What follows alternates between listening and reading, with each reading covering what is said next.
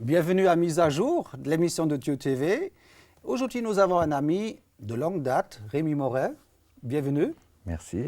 Depuis quelques semaines, tu es de retour en Europe? Oui, ça fait quelques semaines. On vient d'Afrique, donc on vient se reposer. Ou en Afrique, si on parle d'Afrique, parce que c'est gigantesque. Ah oui, alors on est au Burkina Faso, en Afrique occidentale, et puis on profite de la fraîcheur de la Suisse parce qu'actuellement au Burkina, il fait des chaleurs Combien? 40, torrides. 42? Écoute, à Djibo au nord, il fait à plus de 50 degrés à l'ombre. On m'a téléphoné l'autre jour pour me dire qu'il fait de plus en plus chaud apparemment. Samedi passé, j'ai pris des images avec toi parce que tu m'as dit, écoute Johannes, samedi prochain, je vais remplir mon container. Je dis, il ne faut pas louper une occasion que Rémi remplisse son container, une fois par année, ou même tous les 2 ans. J'ai pris ma caméra, je suis parti et j'ai découvert un univers, j'étais estomaqué. Je me dis, c'est pas vrai. Autant de personnes, autant de palettes et marchandises. Et un Rémi entre tout ça, j'étais impressionné comme rarement. Ah ben oui, un container de 40 pieds, ça représente 67 mètres cubes, donc c'est pas rien. En 12 mètres 12 mètres, 12 mètres. Ouais, 40 pieds c'est 12 mètres. Il faut remplir tout ça, en général au prix du mètre cube, on tasse à fond. Donc on a pesé le container une fois chargé, il faisait 18 tonnes. Donc on a Quelles images? 18 tonnes de matériel. Alors, volontiers. parce que tu ne les as pas encore vus. Non.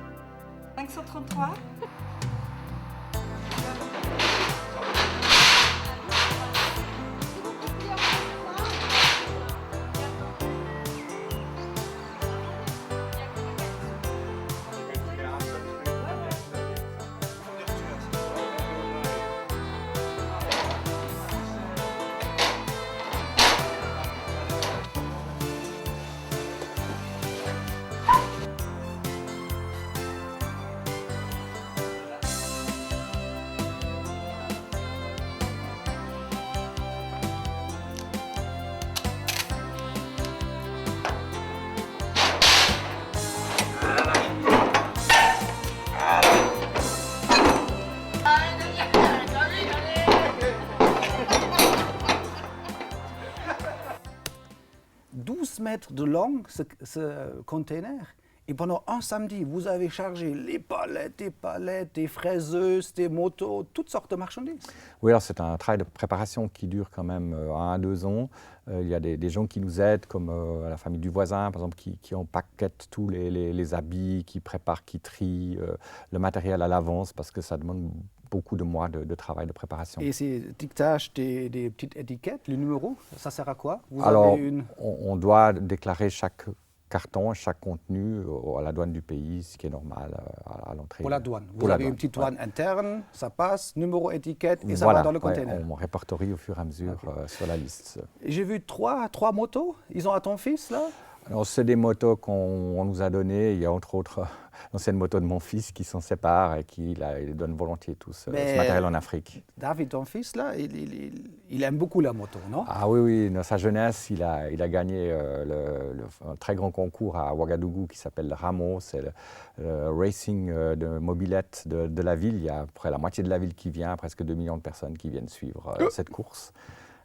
Des mobilettes qu'ils ont tunées? Ah oui, tunées, alors vraiment bien tunées. La sienne, elle montait à plus de 130 à l'heure. Quoi, on avait des frissons. Oui, c'est en principe pas fait pour ça. Mais là-bas, c'est cautionné. Même les policiers viennent, bien sûr, gérer toute la population lors de cette manifestation. Il était le premier, il a gagné. Et David, il a mis quelque part un terme, il dit « je donne ma moto dans le container ». Ah non, il a fait du cross aussi. Il a même participé au premier trade avec des gens du Paris-Dakar. Et il était encore une fois le vainqueur de... Donc il était très fort pour l'orientation, c'était un trade. Donc, il n'y avait pas seulement de la course de vitesse, mais de l'orientation. Il aimait ça, quoi. Bon, il a dû s'en séparer là parce que il y a eu quelques accidents et puis voilà, il a décidé d'arrêter. J'ai posé la question à David si ses parents, vous n'êtes pas missionnaire, tu n'es pas le vrai missionnaire qui se promène toute la journée avec une Bible sur les bras, mais il est quand même au courant que vous avez une activité chrétienne. J'ai demandé à David s'il est plutôt d'écouter ou encourager les activités de ses parents. Ah bon? Je voulais savoir si... il y a des enfants de pasteurs qui ont à un moment ou à l'autre, qui lâchent tout, disent « Ah ouais, surtout pas comme mon père ». ou des enfants de missionnaires, surtout pas comme mes parents. Alors non, ça ne m'intéresse pas. Et je voulais savoir où il est. Tu veux? Volontiers, ça sera curieux de voir ça. Tes parents, Rémi et Cathy, on ne sait pas si c'est des missionnaires ou des techniciens. Tu es plutôt encouragé, ou je ne veux pas dire d'écouter, mais qu'est-ce que tu penses de tes parents? Vous pouvez couper la caméra? Non, je rigole. Mes parents, j'aimerais bien leur ressembler un jour, mais je pense pas que j'arriverai à l'âge vie, quoi. Ils sont, sans être, comment dire, péjoratif, ils sont fous. C'est incroyable ce qu'ils arrivent à faire. Mon père a la formation de biologiste à la base, et puis il a amené un scanner, des radiologies chaque année, alors que c'était son hobby, quoi, l'électronique à la base. Ma mère dans les prisons, je sais pas comment ils font pour avoir autant de force pour faire tout ce boulot, je les admire vraiment. Mais être enfant de, en guillemets, missionnaire, quelquefois ça marche pas et les enfants sont dégoûtés. Toi, tu es plutôt encouragé? Moi, je suis plutôt encouragé, puis j'ai qu'une envie, c'est de retourner là-bas pour les aider. Mais ouais, malheureusement, j'ai dû me former ici. Enfin, malheureusement, c'est bien, mais j'ai dû me former, puis là, je dois rester encore quelques années en Suisse, ça je sais. Qu'est-ce que vous avez fait que vos enfants, David, ils ont une attitude si positive envers votre travail? On a eu le privilège de pouvoir repartir, disons, au début de l'adolescence. C'était pas très logique, en fait, en principe, on aurait dû rester ici en Suisse avec l'école de nos enfants, mais on a eu cette opportunité de partir dans un cadre de recherche scientifique et on a embarqué nos deux garçons avec nous. Et finalement, ça a changé leur vie. Les premiers 9 ans? Oui, parce que l'Afrique, ça marque. Voilà, la jeunesse, ils ont été confrontés à la pauvreté, à la misère. Et puis David est très sensible, il a toujours cherché à aider les gens.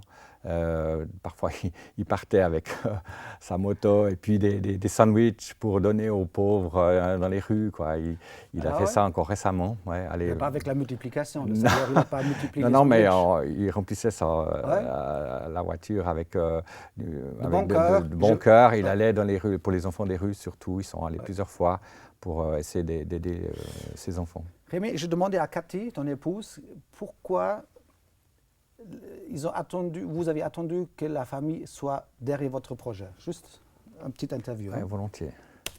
J'ai vu ton fils David. C'est pas facile, les enfants, en guillemets, des missionnaires. Mais il est plutôt encouragé et même enthousiaste. Oui, lui, il a vraiment le virus. Il avait 13 ans quand on est parti en Afrique. Il avait 19 quand il a été obligé de quitter pour venir se former en Suisse. Et vraiment, il aime l'Afrique. Il a le virus et puis... il est tout enthousiaste de nous aider, il a des projets là-bas. C'est pas si facile que les enfants suivent, c'est risqué de temps en temps. Oui, mais les nôtres étaient d'accord, parce que nous, on ne serait pas repartis si nos enfants n'avaient pas été pleinement d'accord. Mais non, ça c'était la condition. C'était important? Oui, parce que l'œuvre de Dieu, puis servir les autres, être utile en Afrique, c'est génial, mais pas en détruisant notre famille. Ça, on ne le voulait pas.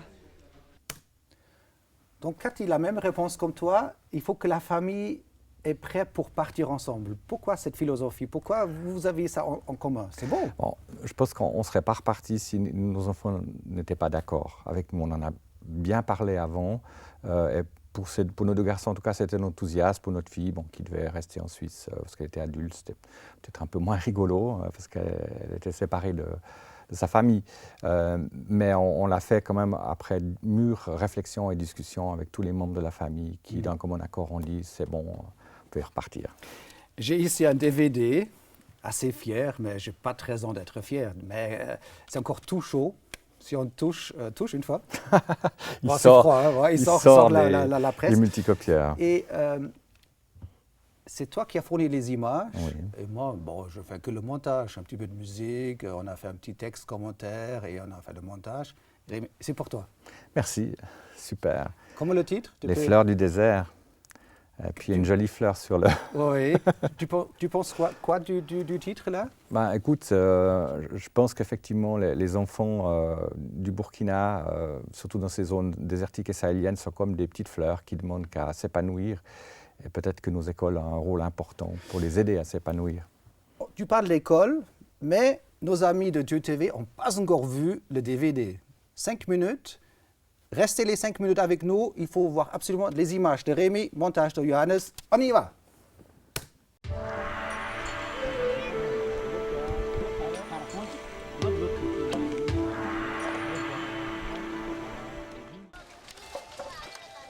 Les écoles Azaren, une éducation primaire pour tous au nord du Burkina. Assurer l'éducation primaire pour tous, c'est le deuxième objectif du millénaire pour le développement. Petit Hassan, les miens. Voici Moussa et Alima. L'un est mon père et l'autre est ma mère. Cette campagne lancée par les Nations Unies en l'an 2000 vise à réduire de moitié la pauvreté sur la planète d'ici 2015. L'association Azaren Suisse contribue à cette lutte contre la pauvreté dans le nord du Burkina Faso. Ouagadougou, la capitale du Burkina, on connaît. Ouaïgouya, la capitale de l'ancien royaume du Yatanga, à près de 200 km au nord de Ouaga, peut-être. Mais alors Djibo, à environ 100 km au nord de Ouaïgouya, personne ne connaît. Cette région sahélienne où quasi rien ne pousse, où zébus et dromadaires se troquent au marché, affiche un taux de scolarisation proche de zéro. Difficile quand on est semi-nomade de prendre racine pour suivre la classe. Et pourtant, Azaren a ouvert ces 15 dernières années 7 classes dans cette région. 350 élèves y sont pris en charge. Ils ont entre 5 et 12 ans et suivent un programme scolaire qui leur permettra d'accéder au cycle secondaire. À Gaïgoata, le collège le plus ancien, la première classe a commencé sous les paillotes en 1996. Aujourd'hui, 3 classes en dur permettent aux enfants scolarisés de parcourir sur place tout le cursus primaire. À Silgadji, 2 classes ont été ouvertes et 90 élèves y suivent le programme. Une nouvelle école vient d'ouvrir ses portes à Taouremba. Elle compte une classe qui accueille plus de 100 élèves. Ali Bari est le directeur de l'association Bethel d'entraide pour le développement de la région de Djibo, l'ABED, qui gère ces 3 écoles. À près de 60 ans, ce pasteur qui a commencé sa carrière professionnelle comme instituteur a le feu sacré. Dans les années 90, il a la conviction qu'il faut relever le défi d'une éducation chrétienne de qualité dans un contexte où la population est nomade et à majorité musulmane. Lors d'un séjour en Suisse pour y parfaire ses connaissances bibliques et théologiques, Ali Bari partage ses projets de lutte contre l'analphabétisme à Kati et Rémi Moret. Ce couple suisse est familier du Burkina Faso. À l'époque, ils ont déjà passé une dizaine d'années dans l'aide au développement dans la région de Djibo. Séduits par ce projet, les Moret décident de soutenir cette démarche via l'association Azaren. Aujourd'hui, alors que Rémi et Cathy Moret sont repartis à Ouagadougou, Rémi pour y tester des médicaments contre le paludisme et y installer du matériel hospitalier amené d'Europe, et Cathy pour y soigner des détenus dans les prisons du pays. Tous les deux suivent de près l'évolution de la BED. 3 à 4 fois par an, ils prennent la route du nord du Burkina. Ils visitent ces écoles et encouragent la dizaine d'enseignants qui font la classe à ces 350 enfants.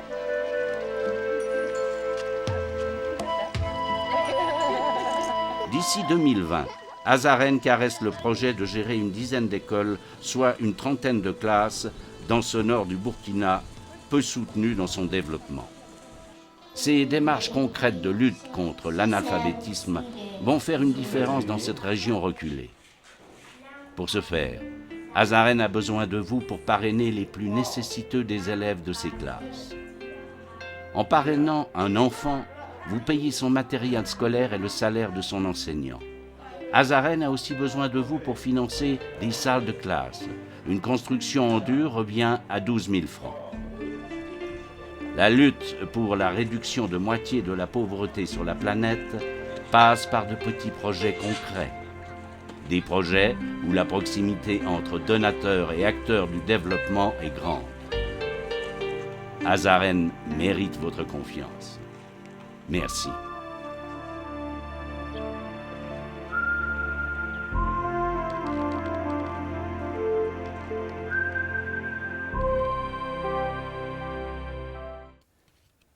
Peut-être quelques explications. Comment vous avez démarré ce projet avec les écoles?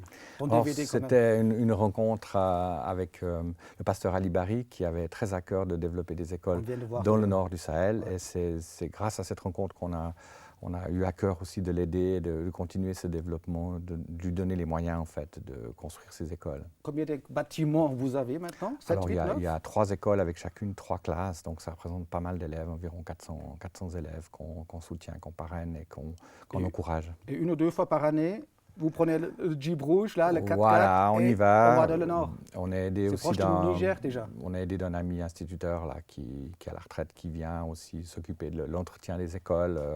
Robert German, et on a plein de personnes qui nous aident à réaliser ces projets. Donc, pour 8 000 €, 12 000 francs suisses, on peut avoir son propre école. Donc, si Dieu TV ou des amis de Dieu TV qui aimeraient bien faire un geste envers Azaren, l'association, donc avec 8 000 €, 12 000 francs suisses, on a son propre collège avec panneau, la plaquette, le nom du donateur. Et pendant des années, il y a une école qui est là. Et vous occupez donc des professeurs, vous occupez que les enfants, ils ont du matériel. Par des parrainages. Mais le bâtiment, il faut un financement initial. Alors on a des montants assez bas parce qu'on ne passe pas par des entreprises ou des entrepreneurs, disons, qui prennent leur marge avec architectes, etc. Ouais. On travaille avec des maçons locaux. Donc ça coûte infiniment moins cher. Vous arrivez à construire ce bâtiment? Oui, on arrive, ouais. C'est incroyable. Ouais, parce que on fabrique les briques sur place, le sable, ça manque pas, on le trouve sur place. Il y a juste le ciment et puis s'assurer qu'elle soit bien construite. Et combien de donateurs vous avez déjà trouvé ainsi? Donc on a pu construire 3 écoles complètes en dur, avec les maisons des instituteurs, jusqu'à 3 maisons par école. J'ai entendu que les derniers jours, quelqu'un a vu le montage, notre petit film, il a dit « Ah, ça m'intéresse, je suis prêt à payer une école ». Ah, c'est super, c'est vrai, il y a des gens qui sont très touchés après avoir vu ce film et qui sont prêts, qui ont les moyens en tout cas d'aider parce que ce n'est pas une somme colossale et ça change la vie de centaines d'enfants pendant des années. Ça permet surtout un développement local. Mais pourquoi ce n'est pas le gouvernement qui s'occupe? Pourquoi quelque part c'est des activités privées, associatives, des donateurs qui donnent? On peut dire, mais écoute, en Europe c'est l'État, on a des impôts, on paye déjà assez cher, le TVA à 20, 19, on a tous les taux. Et quelque part, c'est l'État qui s'occupe. Pourquoi cette initiative tout faire le gouvernement fait des grands efforts. Ils ont construit quand même pas mal d'écoles aussi dans le Nord. Mais ce n'est pas toujours facile aussi de recruter leur personnel, leurs instituteurs qui acceptent d'aller au fin fond du Sahel, quitter le confort des capitales. Ce n'est pas toujours facile. Alors, nous, on a la chance de travailler souvent avec des autochtones, instituteurs, des chrétiens engagés, qui viennent du coin, donc qui ont à cœur le développement de leur région. Et ça facilite beaucoup, disons, la fréquentation de nos écoles, autant par les élèves que par les professeurs. Rémi, on voit 2-3 images de toi et de Cathy dans ce montage, mais vous faites quoi à Ouagadougou? Parce que Ouagadougou, c'est un joli nom, hein, mais j'étais plus sûr fois là-bas, mais c'est une métropole pour les missionnaires, des Américains, des Français, des Allemands. Si tu veux faire la mission en Afrique, il faut avoir un bureau à Ouagadougou. Sinon, tu comptes pour rien du tout. Ouais, donc c'est un petit peu le supermarché des missions et des ONG, non? Faut le dire. C'est vrai que le Burkina Faso et les habitants réagissent bien. Ce sont des gens très coopératifs, très travailleurs finalement, qui répondent bien aux efforts de collaboration. Ouais. Non, mais même aux efforts de développement, disons, il y a souvent du répondant et il y a quand même beaucoup de projets qui ont bien marché. Là, tu as reçu un fonds, donc un budget, un crédit quelque part, tu utilises pour la recherche. Voilà, absolument. Ce crédit m'a permis de repartir en Afrique aussi avec l'aide de la coopération suisse. Mais en même temps, avec ton container, tu es une sorte de missionnaire. Quand tu trouves un scanner qui est démonté, Rémi, il remplit son container et un des seuls scanners de Ouagadougou, c'est quand même le tien que tu as installé. Absolument. Bon, on a eu la chance, lors de la fermeture de l'hôpital des Cadoles, de récupérer tout ce matériel. Et moi, mon principe, c'était de récupérer du matériel qui est mis à la poubelle ici, mais qui est encore fonctionnel, pour aider le développement et l'autofinancement de centres médicaux en Afrique. C'est ça le principe. Donc j'ai ramené dans le fameux centre où il y a le scanner d'abord une radiologie, puis ensuite toutes sortes de matériel de laboratoire, et puis on a ramené ce fameux scanner qui a permis le développement jusqu'à un centre médical qui est maintenant un hôpital. l'année passée, il y a eu des inondations à Ouagadougou et votre scanner, il était inondé. Ouais. Heureusement, quelqu'un a Ouais. tiré la prise bien avant l'eau est arrivée. Quelques images quand tu es Quelques en train images, de volontiers, nettoyer, volontiers. tu pousses avec une brosse à dents. Non, non.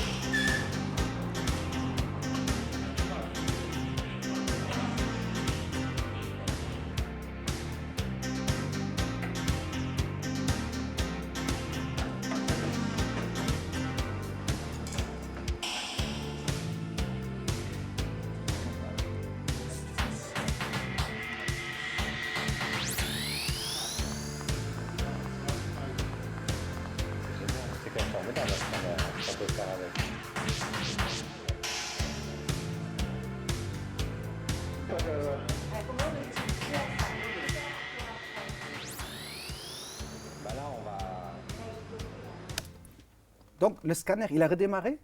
Oui, alors donc on était sous la boue avec même les ordinateurs, la console de contrôle était sous la boue.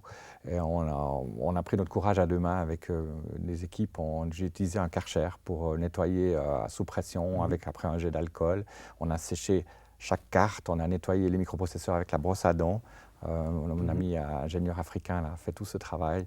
On a remonté toute l'unité centrale et ça a démarré au quart de tour. Donc c'était vraiment extraordinaire. Même les techniciens partout en France ou ailleurs n'y ont pas cru qu'on y arriverait. Pour faire ça, il faut s'appeler Rémi. Hein. En disant il faut persévérer, c'est vrai. Ouais. J'ai dû utiliser même la loupe binoculaire pour recoller certaines pièces qui s'étaient décollées par l'eau, notamment les capteurs de position de la table. Rémi, pourquoi tu vas là-bas? Ce n'est pas seulement pour un but humanitaire. Tu es chrétien engagé. Pourquoi cet engagement envers Dieu ou avec Dieu? Pourquoi ta foi en action? Pourquoi c'est si pratique? Pourquoi tu mêles tout, ta foi avec des actions?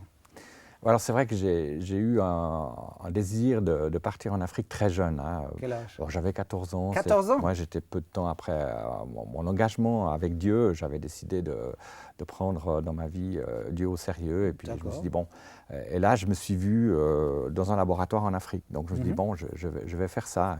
J'aimais bien l'électronique, qui était mon hobby, donc j'ai fait ça à côté. Mais je me suis concentré sur l'aspect biologie, laboratoire. J'ai fait un institut de médecine tropicale à Anvers. J'ai même travaillé 2 ans là-bas dans la recherche. Et puis j'ai rencontré ma femme, qui était infirmière à l'école de la Source. Et qui, elle, mais ce qui était fantastique, c'est qu'elle aussi avait un appel pour l'Afrique. Elle aussi avant qu'on se rencontre, oui, elle avait dans son cœur le possible. désir de partir en Afrique. Donc on s'est rencontrés avec la même vision, le même désir de servir Dieu. Et puis en voilà, Afrique, quelque part au Burkina Faso, dans ce pays-là? Ça fait 20 ans que ça dure, quoi. C'est fantastique. Ouais. Plus Mais même. Quand tu viens ici en Europe, la foi, elle est très différente. La vie de l'église est différente. Les gens, ils ont en premier but des loisirs, jolies voitures. La foi n'est pas importante en Europe. À la presse, les journaux. Alors qu'en Afrique, la foi, c'est à jour quelque part. Ils le vivent tout le temps, beaucoup plus qu'ici, non? L'Africain a vraiment dans son cœur la notion de Dieu très, très développée. Ils ont la crainte de Dieu à quelque part. Bon, des dieux parfois aussi, parce qu'ils sont très animistes à la base. Mais lorsqu'ils rencontrent le vrai Dieu, il y a comme une libération. Et ils sont très respectueux des choses de Dieu, hein, qu'ils soient musulmans, qu'ils soient animistes, qu'ils soient croyants, chrétiens. Et même les enfants sont élevés dans cette crainte de Dieu, alors qu'ici, chez nous, bon, avec le rationalisme, on veut tout expliquer. On essaye de se passer de Dieu par tous les moyens. même en s'appuyant sur la science pour dire bon, Dieu n'existe pas parce qu'en fait on est là par hasard et puis l'homme va prendre sa destinée en main. Mais finalement, il y a un gros problème avec cette approche-là. Et je trouve qu'on a beaucoup à apprendre de nos amis africains sur ce plan-là. Parce que cette foi toute simple, elle porte quand même du fruit. Il croit à la Bible, c'est dit tel quel, ouais. et il le prend au premier degré. Alors nous avons toutes sortes de virages pour expliquer peut-être, et le texte, il pouvait dire aussi autre chose, sinon pas ça. Alors que là-bas, c'est écrit, la parole de Dieu, allez, on y va. C'est plus de premier degré. Nous, on a terriblement besoin d'avoir des preuves ou de comprendre les choses ou de les expliquer. Avant de croire. Hein. Ouais. On est tous des Thomas, quelque part ici en Europe, hyper rationnels. Ouais. Merci. Moi, je le suis aussi de ma formation scientifique. C'est vrai qu'on a toujours une tendance à dire, à analyser les choses, à essayer de les comprendre, alors que finalement, Dieu attend de nous aussi une part de foi, parce que si on explique tout, alors il n'y a plus de foi. C'est que quand vous montez dans un bus, vous n'allez pas vérifier que le chauffeur a son permis, vous faites confiance, vous vous asseyez, et même dans un avion, bon c'est peut-être on a un petit peu moins confiance dans les avions, mais quand même on se dit, il a été vérifié, on y va, quoi. Notre métier, c'est douter d'abord. Voilà. Rémi, j'ai quelques images d'une autre mission qui est active aussi à Ouagadougou. J'ai pris quelques images pour notre tournage. Je demande un petit extrait et on va parler des maladies, ces fléaux qui ravagent quand même l'Afrique, le Burkina Faso, d'autres pays, et que toi, tu travailles avec toutes tes recherches. Quelques images Les aveugles sont de plus en plus nombreux en Afrique. Dans un pays comme le Burkina Faso, il y aurait 500 000 malvoyants et 200 000 personnes complètement aveugles. Ils s'appellent Souleymane, Abraham, Clémentine ou Nkouni. Ils connaissent l'exclusion de leur famille. On les considère souvent comme des bouches inutiles à nourrir. Ils connaissent l'exclusion sociale. On ne les inscrit parfois même pas sur les registres des naissances. Ils connaissent l'exclusion économique. On ne pense même pas qu'ils pourraient apprendre un métier au lieu de venir grossir la cohorte des mendiants professionnels. Ils connaissent enfin l'exclusion spirituelle. On les considère comme un signe de malédiction pour une famille ou un village.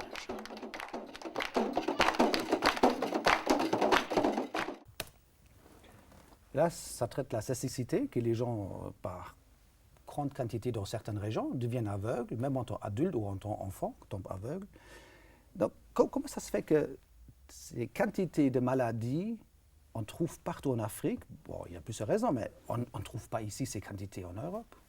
Bon, je travaille particulièrement pour le paludisme, la malaria. Ouais. Donc souvent, la carte des zones impaludées où la malaria sévit se correspond avec la pauvreté de la population, parce qu'ils n'ont pas toujours les moyens de se soigner correctement, de prendre des prophylaxies à temps ou de se payer des moustiquaires imprégnés. Et malheureusement, là-bas, à cause de l'humidité, de la chaleur, les moustiques se développent. Les moustiques qui transmettent le mieux la malaria sont malheureusement dans ces régions d'Afrique. Il y en a qui transmettent moins bien, mais ceux qui sont le mieux capables de transmettre ce parasite sont essentiellement groupés. Et les en Afrique Africains qui sont occidentale. fortunés, ils ont des médicaments, ils ont accès pour la prévention Bon, ils font parfois surprendre aussi. Il y a parfois des gens qui meurent brutalement parce que ça peut aller très vite en quelques jours, des crises parfois très graves. Mais effectivement, ceux qui ont les moyens peuvent se payer une prophylaxie ou en tout cas un traitement moderne, plus récent. Alors les vaccins n'existent pas encore. Hein. Il y a des projets de vaccins pour le paludisme, mais des projets qui marchent relativement bien. Mais malheureusement, bon, s'il faut revacciner chaque année, ce n'est pas encore un vaccin. Donc, pour le moment, on n'a pas encore un vaccin à longue durée qui protégerait vraiment bien les enfants. Rémi, on pourrait discuter certainement encore un bon moment. Tu reviens l'année prochaine sur le plateau de nouveau avec des nouvelles images. Donc, tu es un bon cameraman, on a vu des images. Nous avons un ami en commun, Rolf Schneider. Ça te dit quelque chose? Ah oui, bien sûr, on le connaît depuis longtemps. Il est même venu un jour nous trouver dans notre premier séjour, lorsqu'on était encore très jeune, à Djibo. Et puis il est venu récemment. On a pu organiser avec lui une tournée de concerts dans les prisons. Dans les prisons Du Burkina. 4 ou 5 prisons même dans 4 prisons du Burkina. Et ça a bien marché? Ça a bien marché. Les prisonniers sont encore en train de fredonner les chants de Rolf. Ah ouais, c'était super, ils ont énormément apprécié. Et puis la gentillesse de Rolf, et puis la profondeur des paroles. J'ai préparé un petit vidéoclip ou un extrait de concert avec Rolf. Il chante à la grande cathédrale de Lausanne, imagine. Et c'est des images pour toi, dédiées pour toi, Rémi, mon ami. C'est sympa. Et on se quitte sur ces images-là? Volontiers, ça change la cathédrale avec les prisons. À la prochaine, Rémi. À la prochaine. Oh Dieu, tu es grand, nous chantons, oh Dieu, tu es grand, et tous verront, oh Dieu, combien tu es grand. Oh Dieu, tu es grand, nous chantons, oh Dieu, tu es grand, et tous verront, oh Dieu, combien tu es